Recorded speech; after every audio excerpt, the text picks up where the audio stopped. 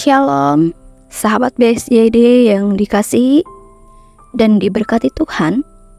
Selamat hari Minggu. Hari ini Bapak Ibu, sahabat BSJD akan bersama merenungkan firman Tuhan bersama saya, Pendeta Nia Yulianti. Saya pelayanan di Jemaat GKI Beronang, Resort GKI Kapuas Tengah. Hari ini firman Tuhan diambil dari Alkitab Perjanjian Lama, Kitab Yesaya pasal 6 ayat yang pertama sampai ayat yang ke-8.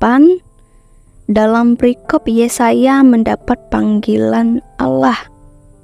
Beginilah firman Tuhan.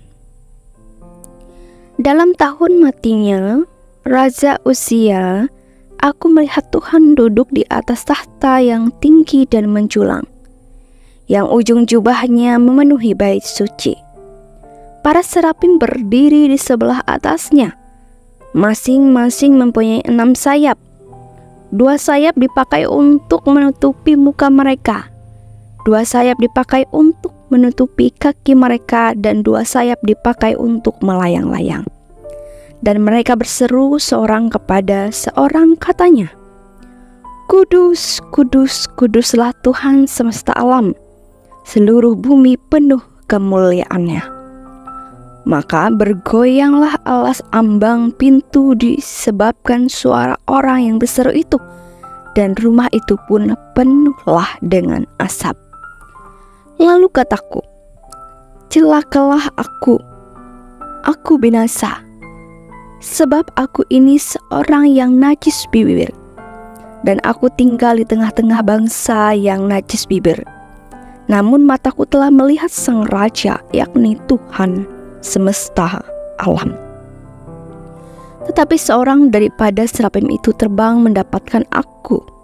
Di tangannya ada bara yang diambilnya dengan sepit dari atas mezbah. Ia menyentuhkannya kepada mulutku serta berkata, lihat, ini telah menyentuh bibirmu, maka kesalahanmu telah dihapus dan dosamu telah diampuni. Lalu aku mendengar suara Tuhan berkata, siapakah yang akan kuutus, dan siapakah yang mau pergi untuk aku? Maka sahutku, ini aku, utuslah aku. Amin untuk pembacaan firman Tuhan. Bapak Ibu, sahabat BSJD yang dikasihi, diberkati dalam Tuhan Yesus Kristus. GKE ada sejak 189 tahun yang lalu. 1835 sampai saat ini tahun 2024. Tentu karena ada orang-orang yang menjawab panggilan Tuhan untuk bersedia menjadi alat Tuhan, seperti Nabi Yesaya saat ini, yang kita renungkan bersama-sama dalam firman Tuhan ini. Yesaya adalah nabi yang pertama dari antara nabi besar. Nabi Yesaya diyakini telah hidup sekitar 700 tahun sebelum kelahiran Yesus Kristus, lahir di Yerusalem. Di Yesaya pasal 6 ayat yang pertama sampai yang ke-8 ini, Allah mencari orang yang mau pergi untuk menyampaikan pesan tentang penghakimannya yang segera tiba dan pengharapan masa depan untuk umat Israel. Yesaya dengan berani mengajukan diri. Ini aku, utuslah aku. Kita bisa bersama-sama melihat pada ayat yang ke-8 Bapak Ibu. Sebenarnya ia merasa tidak layak seperti yang ia akui sebelumnya di ayat 5a. Sebab aku ini seorang yang najis bibir. Akan tetapi Nabi Yesaya bersedia memenuhi panggilan itu karena ia telah melihat kekudusan Allah. Ayat yang ke-5b mengatakan, namun mataku telah melihat Sang Raja, yakni Tuhan semesta alam. Yesaya menyadari dosa-dosanya dan akhirnya menerima penyucian dari Tuhan. Bapak Ibu sahabat BSCD, Allah menginginkan kita melakukan sesuatu baginya, atau Allah menginginkan kita sebagai alat Tuhan di dunia ini. Siapapun itu, apapun itu, dimanapun itu, dan konteksnya apa saja. Namun, apakah saat ini kita sudah menjawab panggilannya untuk menjadi alatnya Tuhan? Maukah saat ini kita diutus Tuhan? Yang bisa menjawab pertanyaan ini adalah Bapak Ibu sahabatku atau diri kita sendiri. Bapak Ibu sahabat BSCD yang sedang menggenapi panggilan Tuhan saat ini, semangat terus, jangan capek, dan jangan lelah. Buat Bapak Ibu sahabat BSCD yang sedang bergumul dengan panggilan Tuhan atas hidupnya saat ini, mau atau tidak untuk menjadi alat Tuhan, ayo percaya Tuhan pegang kendali dan akan memimpinmu.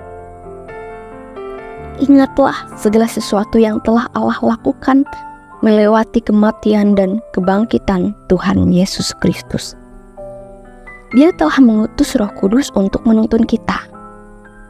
Dia akan menyiapkan kita. Seperti Yesaya, kiranya kita pun berseru, "Ini aku, utuslah aku." Jangan biarkan apapun menghalangi kita untuk diutus, atau jangan biarkan apapun menghalangi kita menjadi alatnya Tuhan. Semangat, Tuhan Yesus memberkati. Amin. Marilah kita bersatu dalam doa. Iya Bapa, Tuhan kami yang berada dalam kerajaan surga, kembali kami menghadap-Mu Tuhan, mengucap syukur atas hari yang baru, napas kehidupan yang boleh kami terima di pagi ini.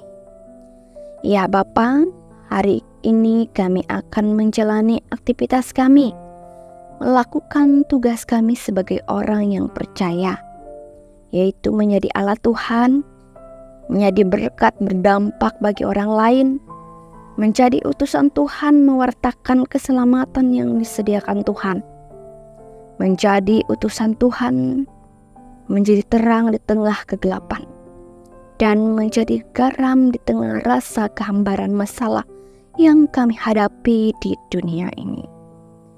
Dengan kebenaran dan dalam kekuatan Tuhan, kami mohon dan kami yakin dengan segala perkara dapat kami tanggung karena Tuhan menyertai kami.